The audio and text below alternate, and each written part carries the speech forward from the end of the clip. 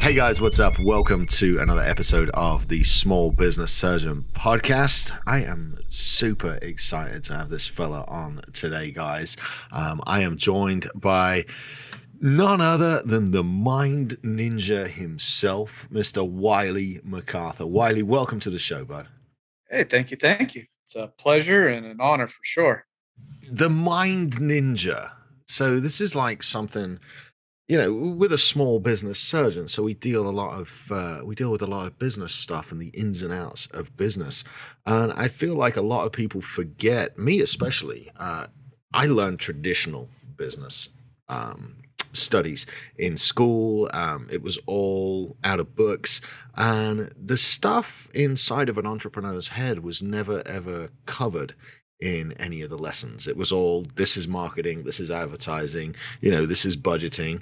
There was never any room for any of the mental space. And I didn't discover that until much later in life. And that's your kind of realm, isn't it? Yes, I deal in the realm of limiting beliefs, self sabotage, negative emotions, where people just aren't able to process the way that they need to be the most powerful selves. Because when you think about it, when you're in your flow state, business is amazing. Mm-hmm. Everything's clicking, everything's going the way it needs to go. And then all of a sudden something stops and you're like, wait, how do I get back to that flow state? That's why you hire coaches, right? Mentors and that to help you get back to that state. Right. So is this a new science? Because when I came through high school and was doing my pre-college business studies and stuff, mindset was never ever touched upon. How did you discover this area of work, this avenue, if you will? Well, neurolinguistics programming is new-ish. I mean, it started in the 70s. Okay. So it's been around for a little while. It's been gaining ground. It was getting buried by some of the other modalities because of the success rate and effectiveness of it. And nobody wants something else because if it competes against you and it's better, why would you want it to hit the market? Oh, that's true. Um, So it was being artificially suppressed? oh yeah. Because, let's be honest, a lot of mindset work is associated as, and I'm going to make air quotes here, but woo woo hippie shit. And it's not something that's generally looked upon as a masculine or an alpha thing to do, to have people reach inside your brain and pick it apart and pull out the good stuff.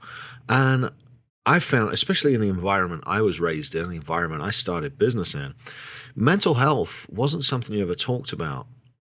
So has there been like an unlocking of this over the last few years? Because a lot of people still want to stay away from the mental health argument in entrepreneurship. Well, they want to stay away from it because it's something they don't understand. But I challenge you to stand in front of Tony Robbins and say he's woo woo. He's one Oh, of the ones that's brought it out. Yeah, he lives in that realm. That's where I live. I actually created a shirt that says "Do you woo woo?" I'll tell him he's And, woo woo. Yeah, absolutely. but I It's mean, in the fact that he's not legit no, and no, the no, no, things that no, he's doing. no. I Right. think That's that the thing is when we start to look at the results. At the end of the day, it's all about results. correct. I don't care where you come from. If you've got A, B, and C gives you the best result, I don't care how I get it. And woo woo or neurolinguistics programming, the study of excellence and how to replicate it, has gotten massive and massive results so high that they actually discredit it because it's too successful in some people's minds. It's like there's no way it could work this way. So the study of excellence and how to replicate it. Mhm. Go with me there. Take me on a journey and tell me about Well, how that excellence has been studied and how you go about replicating it. Because I'm super interested in this. I mean, I just discovered the world of the woo woo under 2 years ago. And that's one of the reasons I wanted you on the show, is because of just how life changing that tuning into what's in your head can be. So take us on a little journey about the study of well, success. so basically, neurolinguistics programming is broken down. It's just the study of what works and how to make it happen. Okay. Right. In society today, we've been trained to look at what's broken and how to fix it. Hmm. And when you focus on the negative and all of that stuff of how it's broken, you're putting all your energy into the brokenness, Okay. right? Because where focus goes, energy flows. It's That's just correct. one of Yeah. those laws of the universe. And when we started realizing that, okay, well, if we focus on what's broke, we get more broke. But if we start focusing on the people who are successful, what did they do? What thinking did they have? How did they manage their own mindset, their own brain to get to the most excellent result? Richard Bandler, the founder, and John Grinder started looking at people who were absolutely and totally successful in their fields and said, what does it take to be like that person? Taking out all of the unnecessary steps. Like they studied Milton Erickson, who was one of, at the time, and probably still is, one of the greatest hypnotists of this world. And he was able to get people, but he had a sensory acuity where he could actually notice and know what the pulse rate of a person was across the room through their ankle. And the reason why he had that ability is he actually had polio twice and was put in a bed upside down. And all he could do was his surroundings, just study his surroundings and think about his surroundings. And so they went in and interviewed him and they wondered, so what does it take to have this ability to have such high awareness of what's around you, sensory acuity? And they said, do we have to have polio? Oh, wait, we don't? Cool, let's mark that off the list. Okay. Because who wants to have polio to have that? Well, if we don't have to, okay, let's cut it out. And it's just studying what he thought about, how he looked at things, and just finding that recipe, let's say, of excellence. And then they took that recipe and said, okay, now we'll install it in ourselves. We follow this pattern and this pattern and this pattern, changing their limiting beliefs about this. And it's like, oh, and realized that by following that pattern, they could actually replicate that ability. So success leaves clues, and these pioneers went and figured out the clues. Absolutely. It's like when you go to a dojo, right? Or jujitsu. Do you know who was the first person that invented that? And then they started to refine it to then have the most basic movements to get the massive result, right? You know, if you do this process this way, you'll get this result. You do it the wrong way, and you'll end up being tapped out. And by following a certain formula, you can actually create more successful movements. That's crazy. So how did you discover this? Was this something you've always had an interest in from a high school age, or was this a more recent discovery that was brought about by maybe some events in your life? What happened? When I was in high school, I wanted to be a motivational speaker. I went to those, saw the Bob Bergs and all of those amazing people who, when I went and listened to them, my mind was like, oh, this is amazing stuff. I started taking action on things, and it's like, oh, I can cheat. I love this. I love the energy I feel. I love the way I feel. And if I can help other people this way, then I can create even more awesome. And that's what I wanted in high school. And then the force of average came. as it always does. And said, you know what? Well, it doesn't always have to come. I've realized that, but it used to always come. Right. It's that belief. But so it always comes, buddy. You just get better at dealing with it. Or you don't give it any energy and say, exactly. I'm better than you. And you turn it into a let's go Brandon thought. Well, like Steve this morning. Did you see Steve had a deer jump out in front of his car this morning and trash his car? Shredded his car. The force of average comes. And for those of you just finding the show, the force of average is the balancing force of nature that's I want to say it was either Newton or Einstein wrote about, for every action there's an equal and opposite reaction. Maybe that was Newton, I forget, but that's the force of average. For everything good going on, there's always going to be something that tries to drag you down. But I don't think it goes away, but I think we just get better at handling it. I mean, you see Steve's attitude towards that car wreck this morning. It was just something in the way of the day. The thing about it is, did he give credit to the force of average, or he just said, I'm just going on with my day?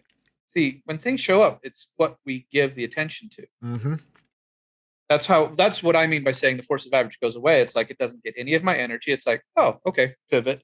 No, completely correct.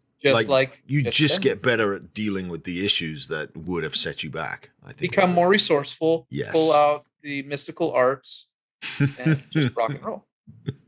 Doctor Strange is one of my favorite superheroes. So, well, he does wear a cape, so yeah, he does wear a cape, and he, is one of the most resourceful guys out there. He'll look at 4 million different possibilities to find the one that works. Did you know there's not a single way that you can butcher Benedict Cumberbatch's name and people won't understand it? You can say it any way you like. And they know who you're talking about. Yeah, if you say that British guy, you know, Bennington Cucumber Patch, they'd be like, oh, I know the guy. Right? Him. So back on topic, I want to hear about how Wiley discovered neurolinguistic programming. In high school, I wanted to be a motivational speaker. Right. Ended up working for a company that sold trainings, power trainings that were mindset, did the whole firewalking and everything. Oh, wow. How was that? I've never firewalked. It's like, it's an extreme version of breaking a board. Okay. That's all it is. Because all it is about modeling excellence and then getting through to the end. How does it not burn your feet, though? Because I would be like, it looks well hot. It is well hot. And the thing about it is your body has the ability to protect itself. It's where your focus is, right? If your focus is, I don't want to get burned, you'll get burned. If your focus is on your path, you'll walk over a bed of Legos to get to it. Oh, come on now. I do hot coals before Legos. Right. And that's the whole point, right? Is you can do glass, fire. It's just the focus of the mind of where you're at.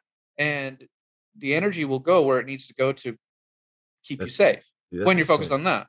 When you're focused on, I hope this doesn't hurt me, or, man, what am I doing? Then that's when people get burnt and they don't get the result, is because they're not following the modeling process and they're looking at the other things. It's just like going down a pathway on a bike and seeing a rock in the road. If you stare at the rock, you're going to hit it. Yeah. Period. Mm-hmm. If you stare at the path behind, for some reason, you swerve and get out of the way. And we take care of ourselves, and it's an easy process, well, simple process, yet we make it so difficult because we self-sabotage, we create the negative so that we have a story to tell, or some need sympathy, or we're addicted to the trauma. See, everything has a purpose. Mm-hmm. Negative emotions have a purpose. All of that has a purpose.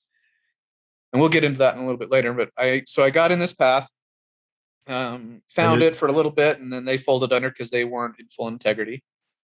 And that's the big thing, is you've got to be authentic and integrous in all that you do. Yeah. I think that runs through the core of everything we do. But just like you said, not a lot of people wanted to believe in the woo-woo back then, and it's come a long way. Well, it wasn't that we wanted to believe in it. It's that it was chastised. I mean, it was talked down upon in circle. You didn't want anybody... The force of average knows that as soon as that comes into life, dude, it's like it's going to lose all of its power. Right? Yeah, but now, right, my Facebook posts are about gratitude and the things I'm happy about, and you know, the and mindset. Look at where your life has gone exactly, the minute you made that shift. The blessings and everything else. But if I'd have stood up at age 20 in the environment that I was raised around and going, guys, it's a beautiful day, we're blessed, they would have probably thrown rocks at me. Right? Yeah, the whole... And I'm grateful for the rocks. I'm going to build a house. I don't think that the mindset thing was anywhere near as socially acceptable 20 years ago as it is now.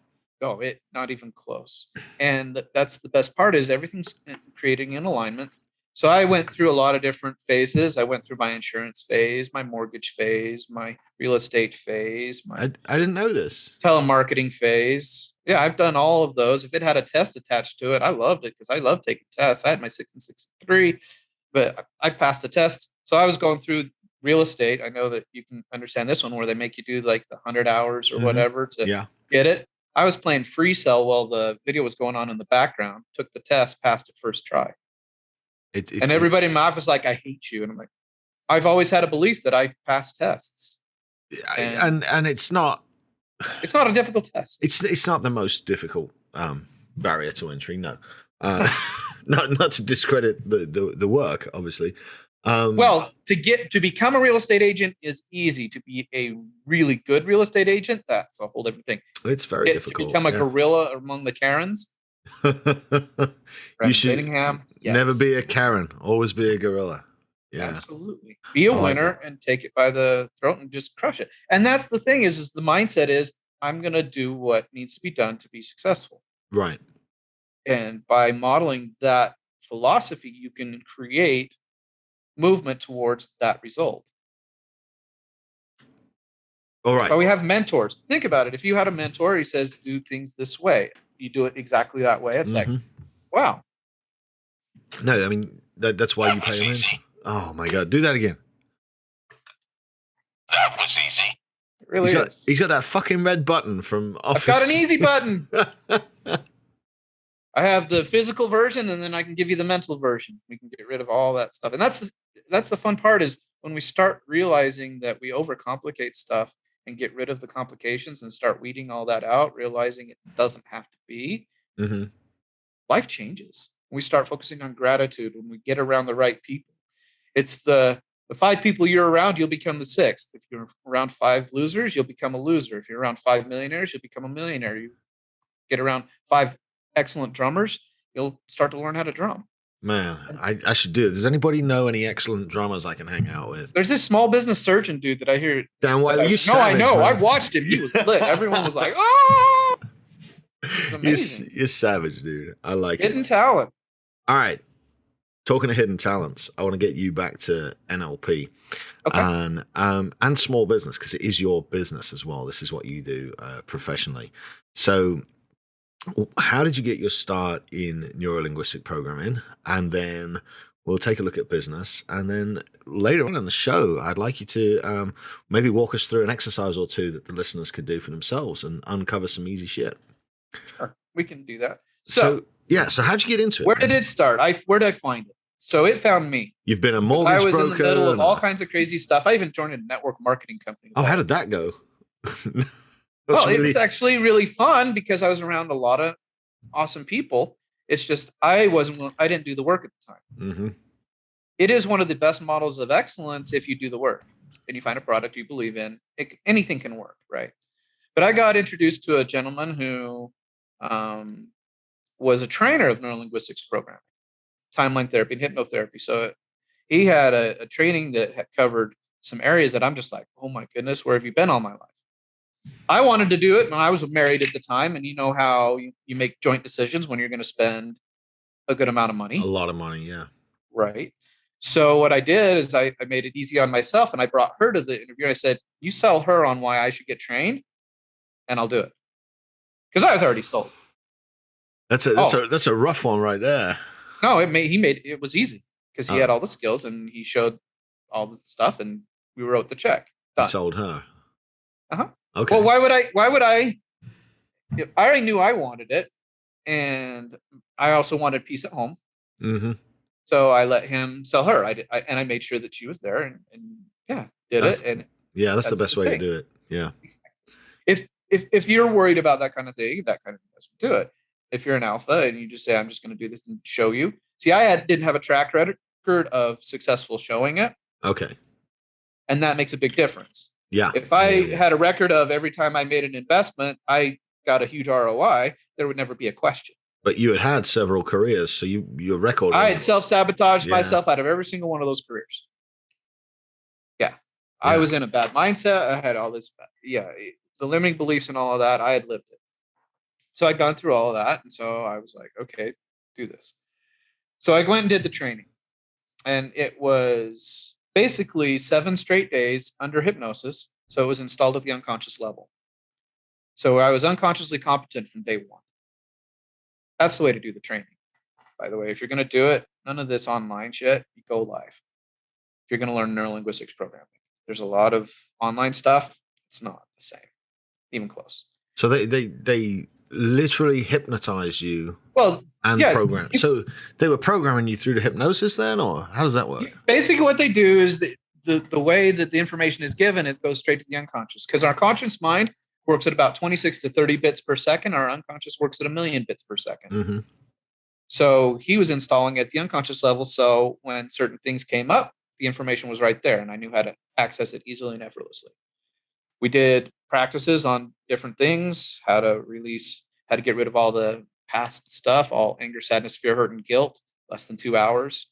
Done and done. It's like, done. Okay. Cleared that got. It just fascinates me, how you get rid of anger and sadness and all those other things. You get rid of the toxicity of it. You still will experience the emotions, because the emotions are like the check engine light. Okay. But let's be honest. Example. Yeah. When you learn to ride a bike and you crash a lot, there's a lot of negative in that, right? Oh, yeah. Yeah. A lot of negative emotions. Now go back, now that you've learned how to ride a bike, and see if you can find any of those negative emotions. Mm-hmm. You can't. Because you have the learning. You know what you needed to learn to protect yourself because you know how to ride the bike. Correct. So all of those past experiences are just that, experiences. There's no emotion attached to it. And that's what it is when you get the learnings for the purpose of the emotion, the emotional aspect goes away. That's it. Well, that was easy. I need one of them red buttons myself. We can work something out. So, but that's the thing is when we start to realize that and we go back and actually take the unconscious through the process, give it the tool, you can actually get rid of all of the emotion part and keep all the learnings. And when you have the learnings, then you go back and it's like, oh, okay, no more self-sabotage, none of this. And it really becomes easy. That does make a lot of sense. It does. Right. So, sorry, carry on. What's that? Oh, you were saying. I didn't mean to talk over you. And then, so I went through this 7-day training. I had an accident probably 7 years before working at Walmart distribution, loading trailers, where I had hurt my lower back. And so sitting was never a really good prospect for me. Neither was helping people move or any of that stuff. And he came over, saw that I was struggling, and talked to me for about 3 minutes. And all of a sudden, my pain went away. And I'm like, what in the woo-woo did you do? And he's like, well, that's in the next level of training. And I'm like, son of a bitch, I'm in. Another 50 grand. Something like that. But, that's how they get you, Wiley. They give you that shit for free. You know what? I signed into that and I went all in, and holy goodness, you learn about how our values are created and how we can actually change our values. How sitting on the couch is really actually you just fulfilling a value. It's not that you're not motivated. It's what you value is sitting on that couch, and it's getting you everything that you want. Dude, when that's so true. Emotional event, when you get a significant emotional event, it actually shifts your values and changes it. And then you have to change it back. And how you can actually help someone change their values at the unconscious level in less than an hour. That's incredible. So they can get back on track so that they don't have to worry about motivation. They just value the right things. How you get out of whack and get it back in whack. So strategies, how people are dyslexic. Well, it's because they read with their feelings instead of with their visual parts. If you feel a word, you don't spell it as well as if you see the word. Okay. You'll notice that most people who are dyslexic are very, very kinesthetic. They're the people who ride bikes, do skateboards, play instruments, where they're really in touch with how things feel. It's just one of those things that you learn. It's kind of cool. I did not know that. Yeah. I'm learning all kinds today. Oh, it's all kinds of fun. I mean, how we communicate, it's just, there's so many things in NLP. And that was my biggest struggle, because once I got my training, it's like, oh, right, I can change the world. Everything in the world. Yeah. And it's like, well, I can do this and this and this and this and this. And my mind is going everywhere. And it's like, okay. So it wasn't until I finally discovered I went into overwhelm with how much I could do. And then I stopped doing a lot of it. Right? Self-sabotage hitting it. So I had the training for over 6 years. I've used it here and there. Never really went all in. I did the cycle, right? Really big success, and then slow. Yeah. Big success, and then I'm back down, right? I even had one where I had a guy come in. He wanted to change a whole bunch of stuff in his life, and I'm like, we can do that. $1,500 an hour. 10 hours later, his life changed. And it was like, that was a good day. Did I replicate it? No. Because I had gone all in. Yeah. And then I joined an organization, got around some people, and went to an event, and the host said, have you gone all in? And I'm like, no. Look at that face, the disappointment, right? Man. Like, no, I haven't. Shit. Yeah. I was wallowing in my self-pity of being divorced for 1.5 years and just all that shit, right? Let it pile up, and said, I'm done. Yeah. Had that epiphany. And then there was this dude that got on stage named Ryan Stewman. And I'm like, his words just ripped right into the core. And it's like, if only I could be around those guys. So I sent a Instagram message to Ryan Stewman and asked, so how do I learn more about what you do? And he sent me to this thing called Apex Entourage. I didn't even know who Ryan Stewart was before May Right on. of this year. And I went and did I clicked on the link, and then this dude named Zach Sasser Oh, Zach. hit me up in the DMs. Mhm. Yeah. So, before that, so right, we got to talk about how crazy this is. I decided to go all in, so I quit my job. Now, That what was your job? I was working with guys with disabilities, sleeping on a couch, making $11 an hour In May. in May. And it's I launched my business November. in June 5th on my birthday. And I sold my first client. He paid me $5,000 for 6 months of coaching.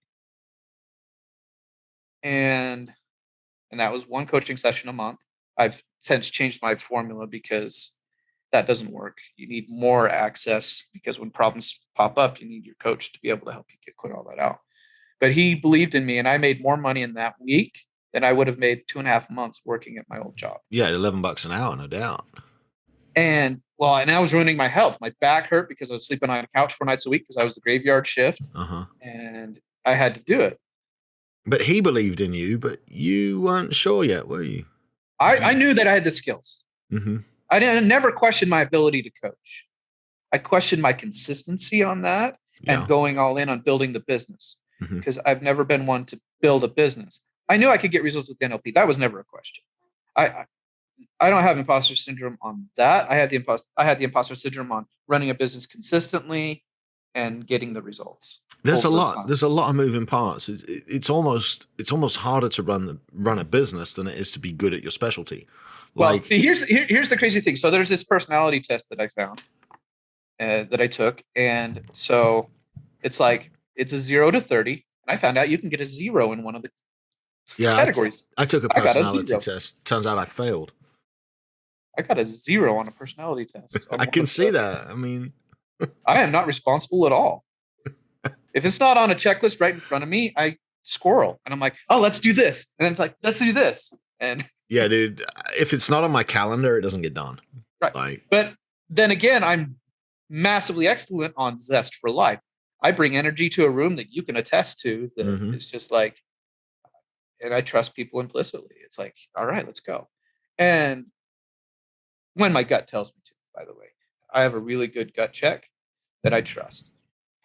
And it's been really, really working like exponentially awesome these last 5 months. So I took that first $5,000 and I said, all right, what does it take to be in Apex? And he said, this is your program.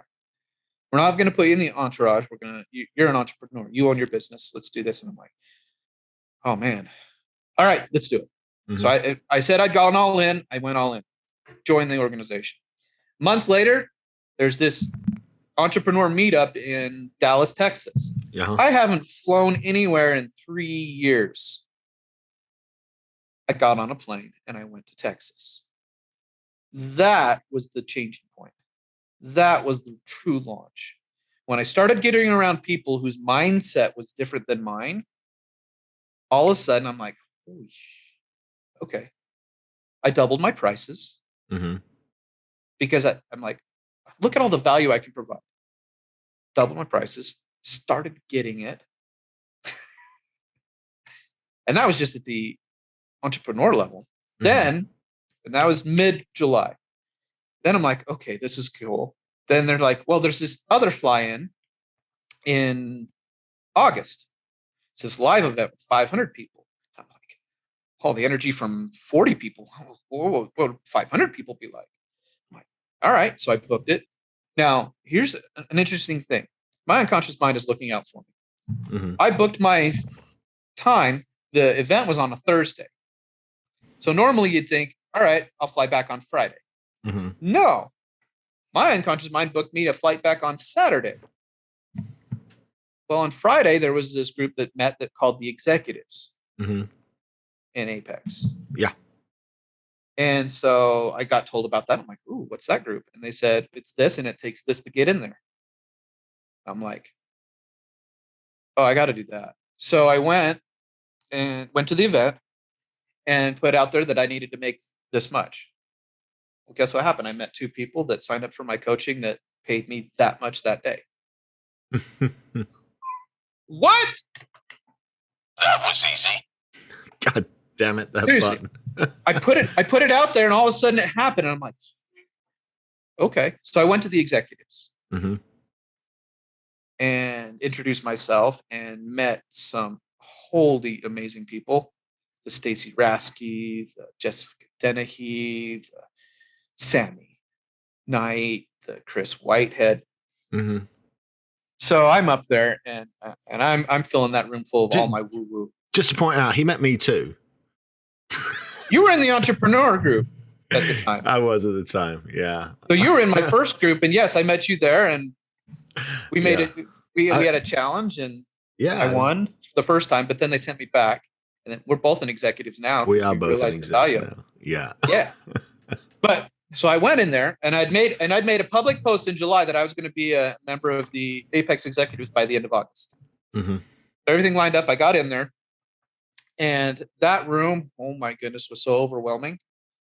The power and the success and all of that for the first time, the imposter syndrome really kicked my ass. Dude, it's a crazy room. It's a crazy room for sure. Right. When people are deca millionaires and 25 a year or making $100,000 a week, and you're here, I made $5,000 this month. Yay! Yeah, but a win's a win, dude. You know, right? Like, well, I understand that, but when you level up your mindset, it's like this is possible. See, they made me aware of things that were possible that I had no clue. Exactly. Like I'm on the very, very, very bottom rung in that room. And yet the amount of opportunity that they help you to see. Not just opportunity. They fucking care. Oh, yeah. Yeah. They want you to win so bad that you reach out. They're like, let me take you and show you how. Yeah. It's like, yes. So, I mean, Stacy Rasky basically took me in a ring and said, you are mini me, and I'm going to show you the world. I'm like, oh, yes. Thank you. So I was in that room. So you're having a lot of sex now then, huh?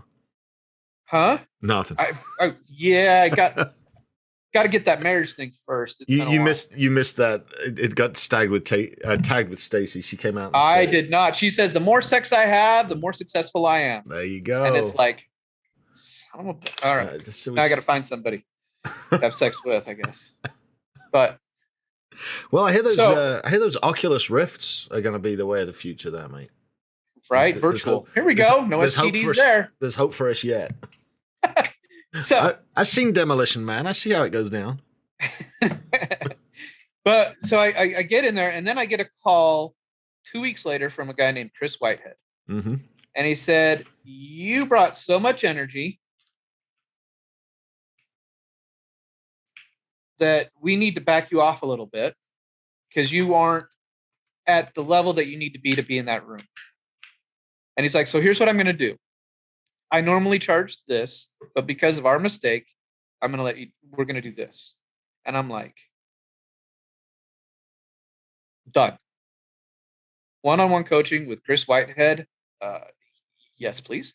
So I got him as my personal coach. And then I got him, Dr. B, Brian Holly. Me and him hit it off so well.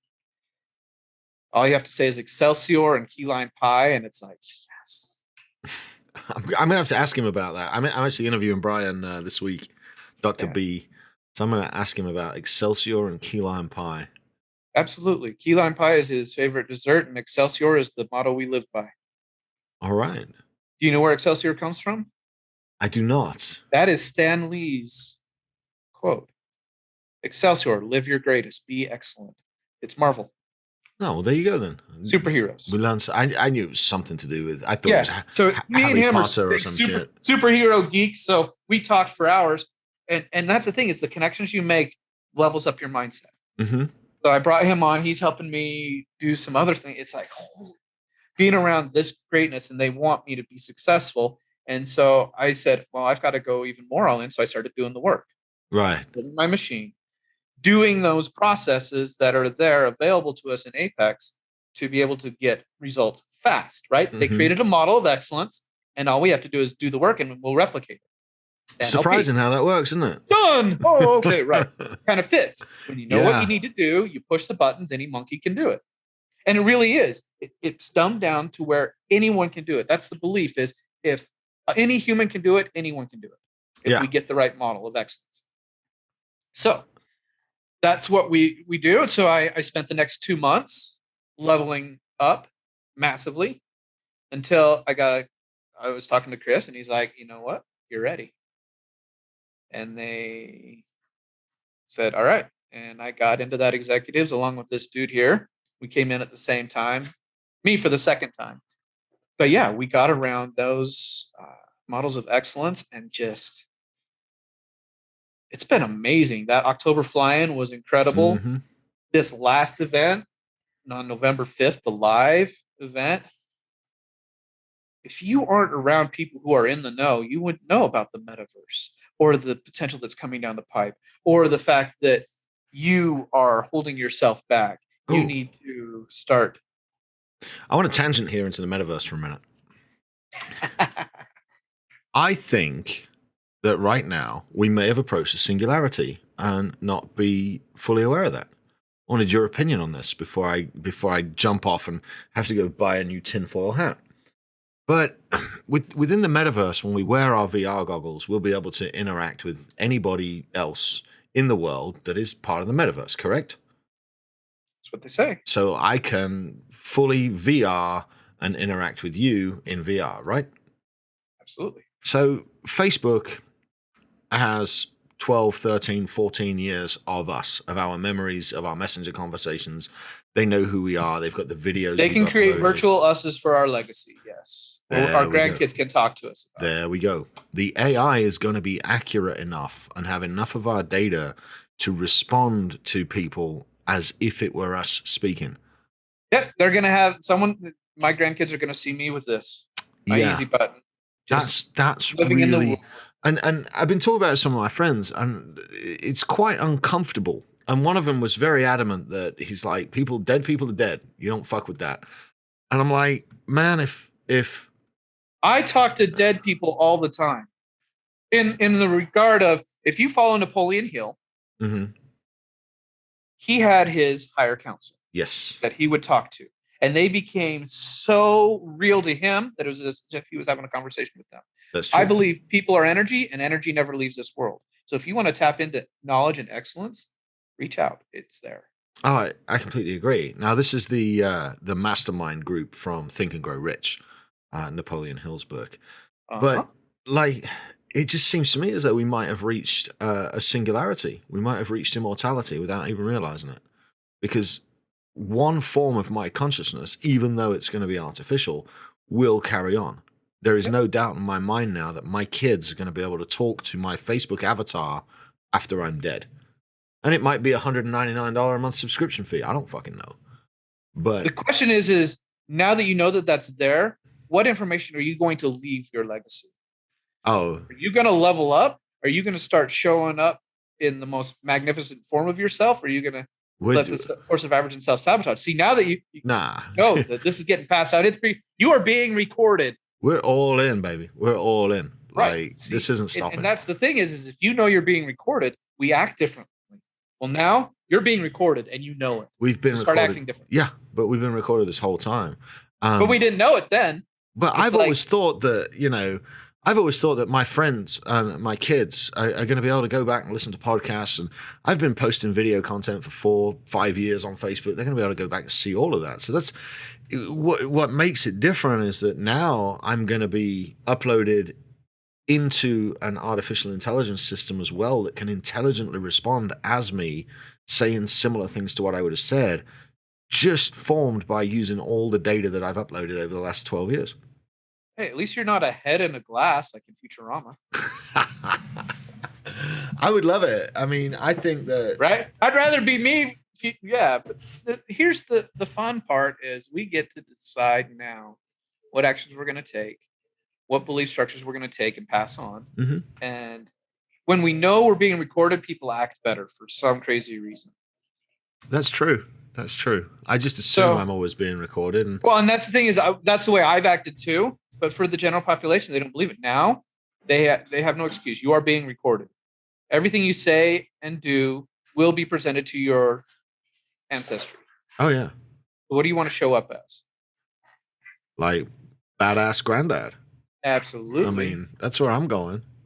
I'm going with I'm a mind ninja that changes lives and have created a legacy, and my goal is to be bigger than Tony Robbins. Well, I mean, you have to grow a little bit first. He's a real tall dude, right? Isn't he so big?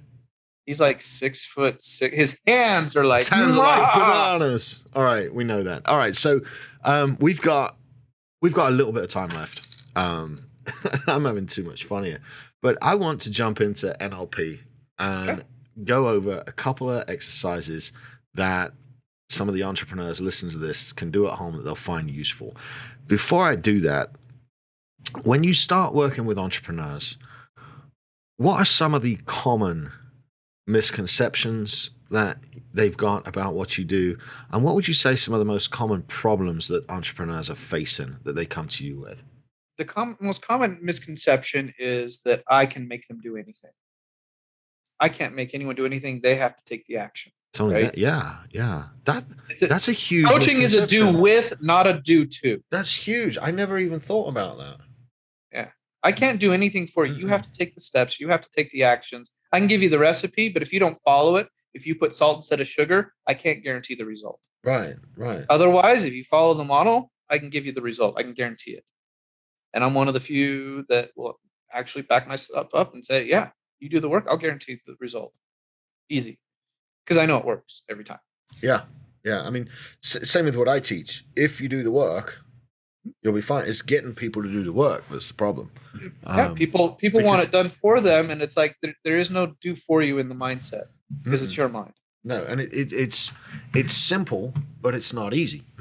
And then the second one is that they are their behaviors, that they are whatever it is, kind of like the AA model. I'm an alcoholic. No, you're not. I don't understand that. You're your behaviors. People say I am this, right? Okay. I am broken. I am ADHD. I am an alcoholic. I am. And when they start saying that, it's like, no, you're Samuel. And what do you want instead? You can change things. They believe that they can't change instantly. Yeah, I never said I'm Sam and I'm an alcoholic. I just said I'm not going to have a drink today. That's different, right? And I've been saying that. In fact, it was funny you mentioned your birthday, June 5th. That's my sobriety birthday. Cool. So, but yeah, I beat that. It's a powerful day. Mm-hmm. But I'm not an alcoholic. I'm just not going to have a drink today. Well, and the thing about it is people who identify with who they are, it's like you are not your behaviors. Right. And when you realize that you're not your behaviors, you can change those behaviors. But a person is their behaviors up until the point they realize they're not. Well, the behaviors represent them, but it isn't them. Right. But they don't realize that at the time. Well, that's why one of the misconceptions of people when they come to me, right? That's why they hire you, right? No, you're not. When did you decide that? Oh, it was probably my grandma or grandpa that decided that and told me I was that, and then I accepted it and it's done. No, you can change anything. And what was the second question? So what's a couple of little exercises that the guys listening can do for themselves? They might be sitting in the car. What were the biggest problems? That's what it was. Yeah. People come to me, their biggest problems is imposter syndrome, can't get out of their own head. Other people are affecting their work, meaning they're pleasing the crowd instead of just being their authentic selves type thing. So how would you... I'm going to give you a one. Yeah, go ahead. Here's the gift. What if we got rid of because what I do is I help people understand that they have choice.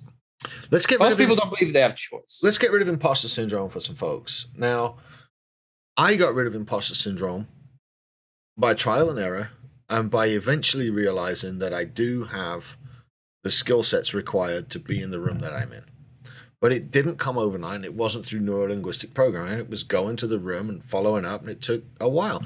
How do you help somebody break out of imposter syndrome? Well, first off, realizing what an expert is. It's the guy that's read one chapter more than everybody else. Yeah, you know 1% more than the person you're talking. Not even everybody else, just the person you're talking to. Because let's be honest, you get in a room, not everybody's your client. No, that's true. If you know 1% more than your ideal client, you're the expert. Stop putting it that you need to be that for everyone. You're not. We need to write that in big letters. You are the expert. Not everybody's your ideal client, and you're not going to pitch. Like, I'm not going to look at Tony Robbins and say, hey, you're going to be my client. Right. He's not, because he's had more experience in the field that I'm in. That's true. It doesn't mean that I can't work with the Chris Whiteheads, the Ryan Stumans, the other people who haven't gone up this path of neurolinguistics programming. I know more than they do about NLP. Right. And that's the whole thing is once you realize that you're not an imposter because you know more than, if you're selling to someone who knows more than you, yeah, you're an imposter. Yeah. Straight up. You're always going to struggle with that. You are an imposter. No, you are an imposter. Mm-hmm. If you say I'm the expert and they're more expert, no, it'll hit hard. It's just realizing that you are there. The second part about that is that stupid negative voice, right? The one that hits everybody hard. What if we get rid of that negative voice? Realize that you have the power to change what it sounds like. Okay. So there's... What's an example of a negative voice, and how do you get rid of it? What do you mean negative voice? Each person has their own negative voice. It's that one that always tells you you're not that, or you can't do this, or it's the one that's inside your head. Not the outside, it's the inside. And it's always the same for each person. It's theirs. Each person's is different, but they have their own negative voice. So what I asked them to do is I'm like, what would happen if you made that negative voice sound like Mickey Mouse with a Donald Duck accent? Okay. Can you take it seriously now? No, that's a really hard accent to do. Can you mimic that for us? Can you give us an example? Heck no. Damn, I almost had you. Almost. Almost. No, you can't. And that's the fun thing is you can do things like that. Other people, you can, if that one isn't very powerful for you, think of a politician that the minute they start talking, you know they're lying. Everyone has one that they know that they're lying the minute they start talking. I mean, you could just literally put any politician in there. It would work. For the most part, absolutely. Yeah. For me, it's I tell people, put it in that voice and say, let's go, Brandon. Yeah. Yeah. And the best part about it is when they start changing that voice, it's starting to realize that that voice doesn't have the power. See, when we give the negative voice the power, we're its bitch. Literally. We believe it and we accept it and we cower to it. The minute we change it, it's like, wait a minute. Dance, puppet, dance. And then it's like, it's no longer our master. We master it. And it's utilizing that power to change it whenever you want, knowing that it's lying to you anyway. It's never told you the truth, ever. Not once. It's crazy, man. It's crazy that you can just get inside there and just by dressing your negativity up in Mickey Mouse's voice with Donald Duck's accent. There you go, man. I'm going to drive to fucking Utah and take that button off of you. You want my button? Oh, you're going to have to work for that one. Get you another one. I'm actually in the process of creating, I think we're going to create a button that says, do you woo-woo? No. Because living in that realm of woo-woo is amazing. There's so much ease and joy. It really is, man. I created a Shopify and we put on a shirt, do you woo-woo? And on the back it says, the Mind Ninja knows. Well, you'll have to get me a link for the show notes. My latest creation on Shopify was it's a red T-shirt, and it says all my black shirts are dirty, and I created it specially for Apex. So, and then I've got a hat that says TWE. That was easy. Uh-huh. Yeah, you got a hat that says FYE there. What does that stand for? Fuck your excuses. My three favorite letters. All right, Wiley, my man. It's about time to wrap this up, buddy. Absolutely. Honestly, I may have to I may have to model Joe Rogan and just go after the 2 and 3 hour interviews because I was having too much fun to wrap this up. But we're tied by the calendar, and We can do a part 2. Yeah, we will do a part 2. We have to get another. When my book launches, we'll do a part 2. When is it launching? The end of the year. Okay. It's 52 weeks with the Mind Ninja, and we're gonna launch it right before the start of the year. So we start it with week 1, chapter 1. Oh, I like that. All right. Well, maybe I can read that out for you on one of my evening reading sessions. Those seem to be going. It'll be easy because each chapter is only 2 pages. Wow, that's how you knock out a 50 chapter book, huh? No, yeah, and write it in a weekend. You got 1 chapter a week, man. Wiley, the man, the legend, and the guy that's just tearing it through Apex. Do me a favor, buddy. Give a shout out to your website and your social media where people can catch up with you and where they can follow along with your stuff. Shout out. I am at themindninja.com. Mm-hmm. We also have the NLP Jedi, the NLP Ninja, all that fun stuff. I notice your Facebook is facebook.com/wiley.mcarthur. Just my name. First name, last name. Hey, I haven't really changed much with that, but it's just having. I'm putting together a group that I have. It's let's see, Mind Ninjas Hacking the Matrix Daily. Mind Ninjas Hacking the Matrix Daily. All right, dude. If you get those links over to me or Kyle, we can get them put in the show notes for you. Yeah, I think I can copy and paste them. I'm not good with this stuff. That's why I got guys. I got my Joe Guerreras and the Mike Stragglers and all of that help me on the back end. Well, I'm good at doing what I do. I'm excellent at doing ninjaing minds. Heck yeah, that's where I love to be. And I've got a team, and that's what they're for, is to help me be excellent. Well, my brother, it has been an absolute honor having you on the show and getting to hang out with you for the last hour. It's been really cool getting to know a little bit more in depth about Wiley, the Mind Ninja. Thank you for coming on, dude. I appreciate you. Yep. I'll send you those links to the Shopify and all the other. Let's do it, and check out the show notes, guys. It'll have all of Wiley's links in there. I sincerely appreciate you, Wiley, and I sincerely appreciate all you guys for tuning in and listening. Please do me a favor, go follow Wiley's socials, and if you have gotten anything out of today's show, as always, 5-star this podcast so everybody can hear about it. Yeah, do that.